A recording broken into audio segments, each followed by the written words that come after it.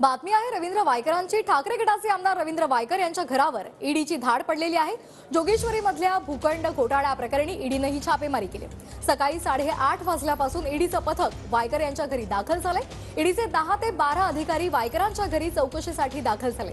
जोगेश्वरी मधल्या भूखंड घोटाळा प्रकरणी वायकर हे ईडीच्या रडारवर आहेत। यावर एक नजर मारूयात ग्राफिक्सच्या माध्यमातून।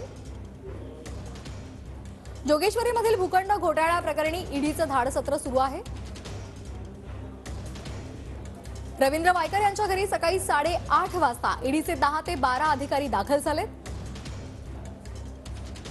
रवींद्र वायकर यांच्याशी संबंधित 7 ठिकाणी ईडीनं छापेमारी केली आहे।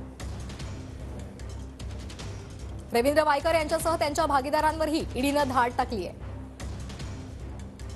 या संदर्भात अधिक माहिती घेऊयात आमचे प्रतिनिधी कृष्णा सोनारवाडकर यांच्याकडून। कृष्णा, काय अधिकची माहिती? सकाळी 8:30 वाजल्यापासून ईडीचे 10 ते 12 अधिकारी वायकरांच्या घरी आहेत, तपास सुरू आहे। सध्या काय माहिती समोर आली आहे? श्वेता, आपण पाहतो की सकाळीच ईडीचं पथक हे रवींद्र वायकर यांच्या घरी पोहोचलेलं आहे आणि कल्पतरू इस्टेटमधल्या 2C इमारतीमध्ये 16व्या माळ्यावरती जे रवींद्र वायकर यांचं घर आहे, फ्लॅट आहे, तिथे ईडीचे अधिकारी सध्या आहेत आणि अजून सुद्धा त्यांची चौकशी किंवा कागदपत्रांची पडताळणी म्हणू शकतो किंवा PMLA जो कायदा आहे, मनी लॉन्ड्रिंगचा कायदा, त्या अंतर्गत रवींद्र वायकर यांच्यावरती जो गुन्हा दाखल आहे त्या अनुषंगाने ही ईडीची सगळी छापेमारीची कारवाई अद्यापही सुरू आहे।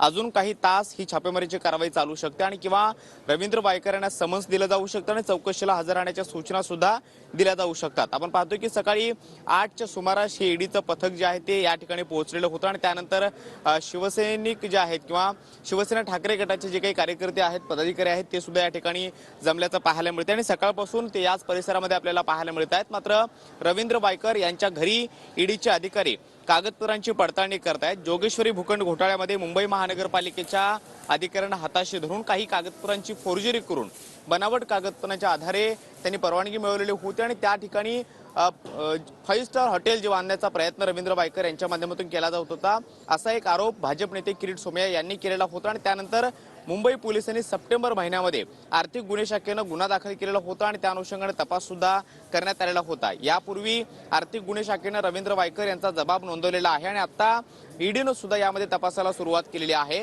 यामध्ये कुठेतरी मनी लॉन्ड्रिंग झालं असा संशय ईडीला आहे आणि त्याच अनुषंगाने ही सगळी चौकशी सुरू आहे। रवींद्र वायकर, त्यांच्या पत्नी आणि त्यांच्या मुलीच्या नावानं या 2C इमारतीमध्ये 2 ते 3 फ्लॅट्स आहेत आणि तिथे ही सगळी पडताळणी केली जाते। आणखी काही तास ही चौकशी सुरू राहण्याची शक्यता आहे। अगदी धन्यवाद कृष्णा, आपण दिलेल्या